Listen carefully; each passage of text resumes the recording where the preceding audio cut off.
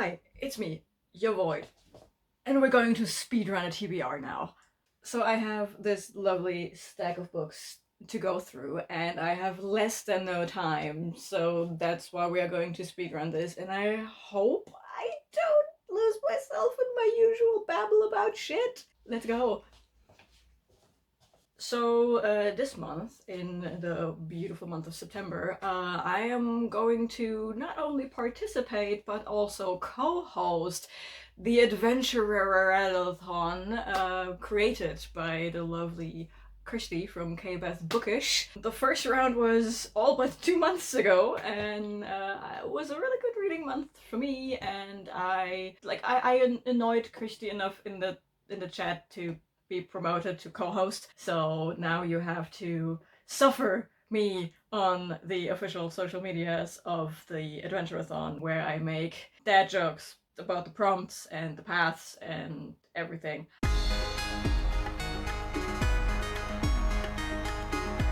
I'm starting to babble, so I'm going to cut this short. I am going to be taking the path of the Seer, which is technically only 4 prompts long, given the way the prompts work for the Adventurerathon. You have, for your main path, you have 7 options of prompts, but there are 2 stages of this that have multiple choices. But I am an overachiever, so I decided for myself that I'm going to do all 7 prompts for the main path. And because I am even more of an overachiever, I also decided to go with all 4 side quests you can do for every single path. There are a lot of prompts. I have 11 books. That's a lie. I have 7 books stacked up right here, and I have a couple of ebooks to join the fray, but in total I plan on reading 11 books for the Adventurerathon to complete the Seer path and all of the side quests. If it doesn't work out, I even have enough stuff to have 2 backup paths. So let's dive into the prompts. So we're starting with the main path thingy, and then I will talk about the side quests. Starting off with our first prompt, where I need to acquire a tool of the trade as a seer. I want to look into the future, so I need something to work with. And for the tool of astrology, we need something with stars on the cover, and I decided to go with The Starless Sea by Erin Morgenstern. As you can see, it has not only the word star on the cover, which we are allowed to use, but also it has like tiny little dots on it that make it look like space. See that? It looks like space. I have no idea what to expect from this book, because apparently this has a non-linear storytelling structure. Speculative fiction. I am not aware that I have ever read speculative fiction. All I know about this is, yes, it's non-linear, and it's apparently like stories within stories within stories, like it's like a tiny little matryoshka, and that it is gay, and that you apparently need a great tolerance for meta stuff. So if this book starts talking to me as the reader, cool, I guess. For my second tool, we have my first ebook pick for this, which is, first of all, we need crystals on the cover. The book is called Nightfall by L.H. Cosway, and it's about this woman named Tegan, and she's working a nightmare. A nightmare? She's walking in a nightmare. Yes, welcome to life. Tegan is working in like a 24-hour shift thing, and she's working night shift, and apparently there's a robbery, and then there's a handsome stranger, and the handsome stranger is like, turn around and fuck off to the robber, and then he turns to Tegan and is like, I have never been here, and she's like, okay, cool, kinda weird, but fine. And then later on she gets to this club with a friend, and she sees this guy again, and this guy is like, oh, why do you remember me? And she's like, I don't know, and we go from there. Apparently she is now dragged into the world full of magic and vampires and warlocks and vampires and slayers. Go Buffy, I guess. That's all I know about this. Like the notes. I'm very professional. Crystals. Yeah, the crystal has a cover on it. the crystal has a cover on it, and the cover has a crystal on it, apparently. Prompt number 2. Crystals. Then on to the skills every fortune teller, seer person needs to foretell the future. The first one being rune casting. For this we need a historical setting, and I decided to finally read book 2 in the Will Darling series by K.J. Charles, which is set somewhere in the 1920s. It's never explicitly mentioned, but it speaks of a pandemic after a Great War. My brain tells me World War I was a great war, and after that we had the Spanish flu in 1918 to 1920. I guess we are in the 1920s. We are in the greatest of Britons, and we follow these two lovely birds. One of them is Will Darling.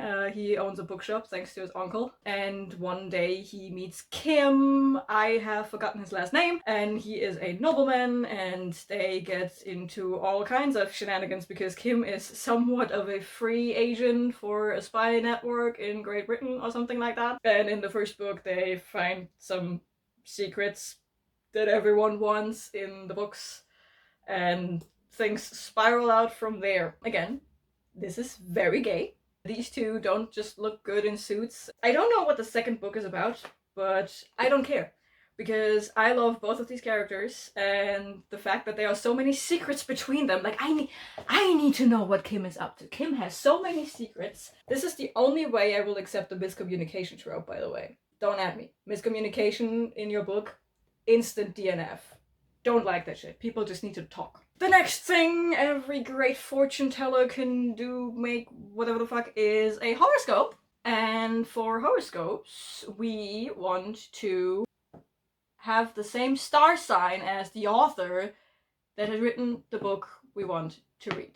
This prompt required way more work to find a book than I ever wanted to put in, but I did it. And apparently, Leigh Bardugo is an Aries, just like me, myself, and I.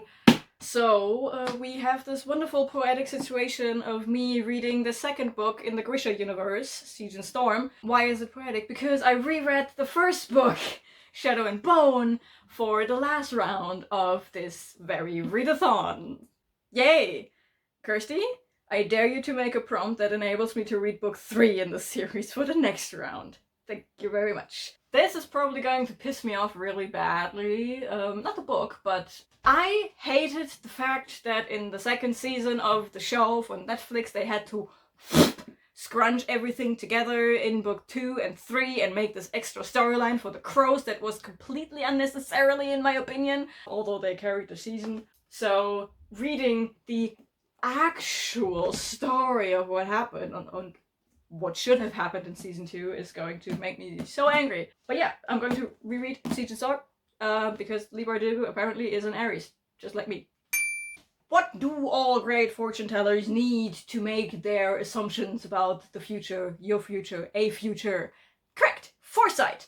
What is the prompt for foresight? Well, a 5-star prediction, and I have the 5-starest of predictionists ever for this prompt. Because it's a Powder Mage book from McClellan. Sins of Empire is the first book in the second trilogy in the Powder Mage universe by McClellan. We do follow a character I didn't quite like in the first 3 books. Her name's Flora, and she's kind of a bitch, but also not. It's complicated. Read the books to find out why. I don't know what to expect from this. We go into a different country, we have Flora, we have a couple of other characters that sound pretty cool from the description of this book. So yeah, very interested. And because it's a Powder Mage and because it's a McClellan, I expect this to be good. I expect this to be a 5-star prediction. It is a 5-star prediction. I expect it to be 5 stars. Words. Our starting quest as a fortune teller is to have a book featuring fortune tellers. So I, knowing that I will not be able to read all the books I still need to read for my previous month to fulfill the magical readathon, decided to push some books, given that we are allowed to do the Aurelium side quests anytime between now and the next round of the readathon. So I'm going to summon my Impling this month in doubling up the readathons, I guess. Anyways, I'm going to read Hidden by Benedict Jacka, and the main character, Alex Varys, is he's a seer, he's a fortune teller. He plucks at the strings of destiny, hello the Witcher, to figure out what the best course of action is. This is the 5th book in the series, and in this one we have to face his dark path. What? His dark past. And for the Impling summoning, it fulfills a bunch of prompts, but it also fulfills the prompt of having a fortune teller in a book featured. Speedrunning a TBR video is making my brain go dumb. And our final quest for the seer is to do the thing seers do when they're really good at what they're doing, which is to have a prophecy.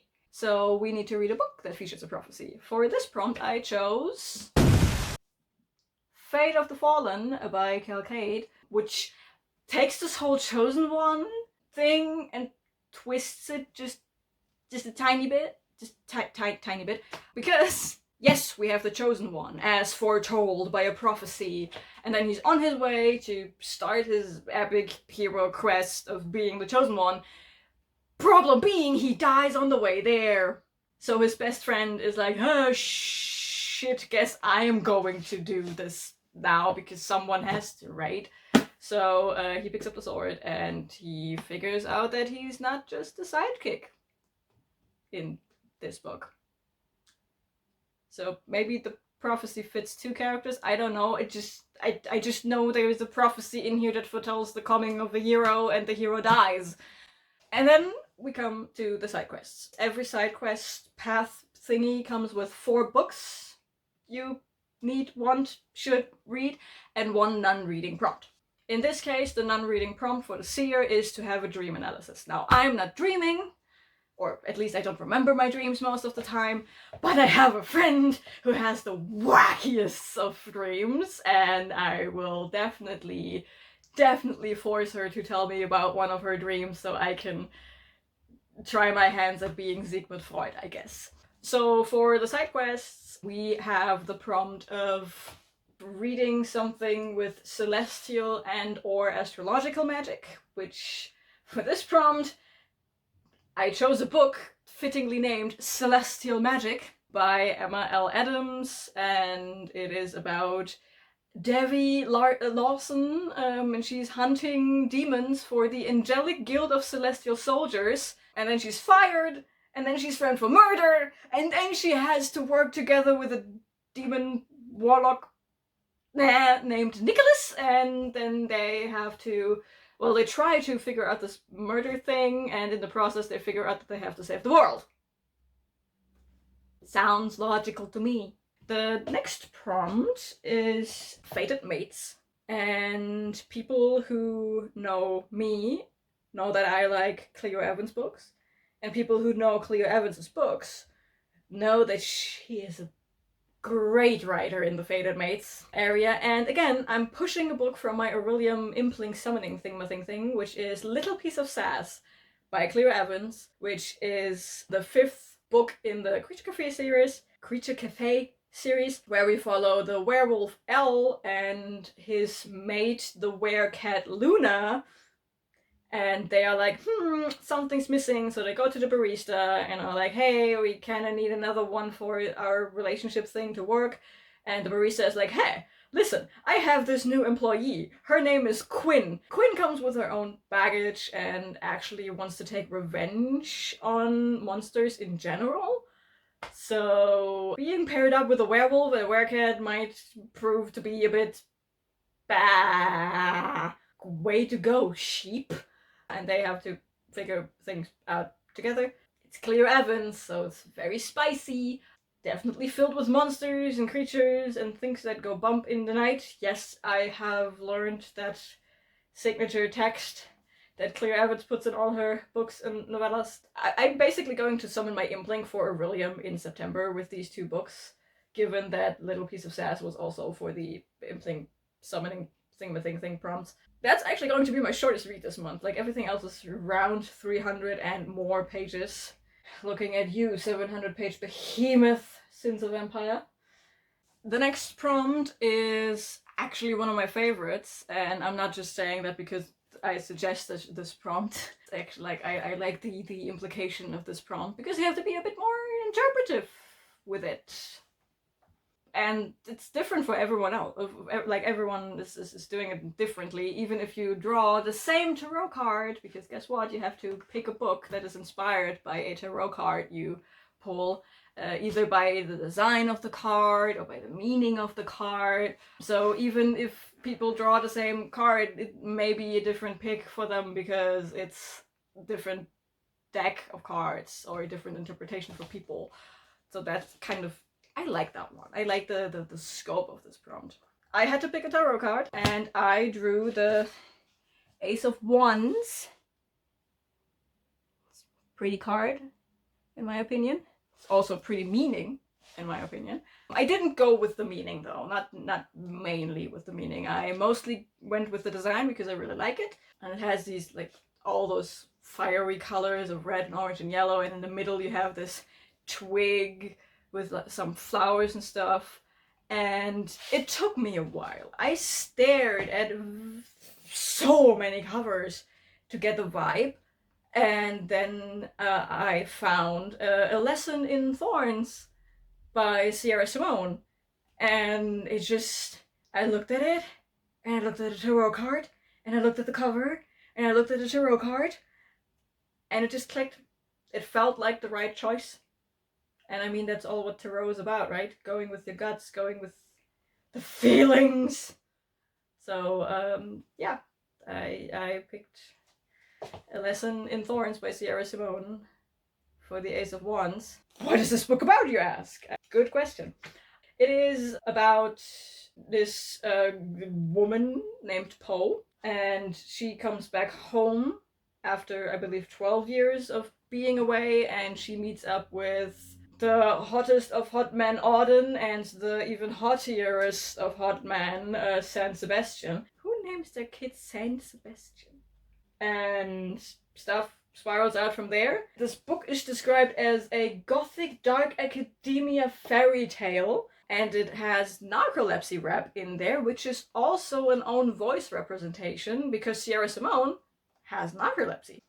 And my last prompt for this side quest path is read a book that has witches and or covens in it. I had a little chuckle when I saw this prompt, and a stupid thought came to mind. I have a bunch of books that have witches and or covens in them, so I don't need to read this book. But I want to read this book. It's a reread, and it's the originals. Resurrection. It's book 2 out of a set of 3. Technically, they're all standalones, but yeah, it's a random prequel to the show. It's pretty much like the show, just that this one is set in 1788, and not in the present. And in this one, the titular originals, our vampires, have to share the power over New Orleans with the werewolves. But we all know there are also witches in there, and we all know that all these 3 factions hate each other, so stuff happens! And of course we have Klaus ruining the happily ever after for his siblings Rebecca and Elijah. Because what else would he do when he has nothing to do, right? So there you have it.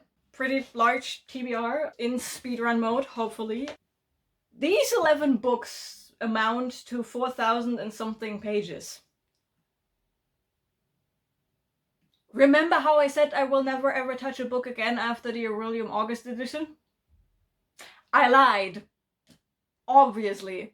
That's my TBR. Again, if you want to participate in this readathon, I will leave links down in the thing in my crotch area, where you can check out the announcement video for this readathon. We also have Discord, and we have some other fun things that are less reading related. We have a scavenger hunt prompt thing that is provided by Wren, who is another co-host in this whole thing. We have a cosplay contest, and me, myself, and I am going to host a D&D one-shot. So go forth, build your adventurer characters, and go on epic quests to become the adventurer you always wanted to be. Bye!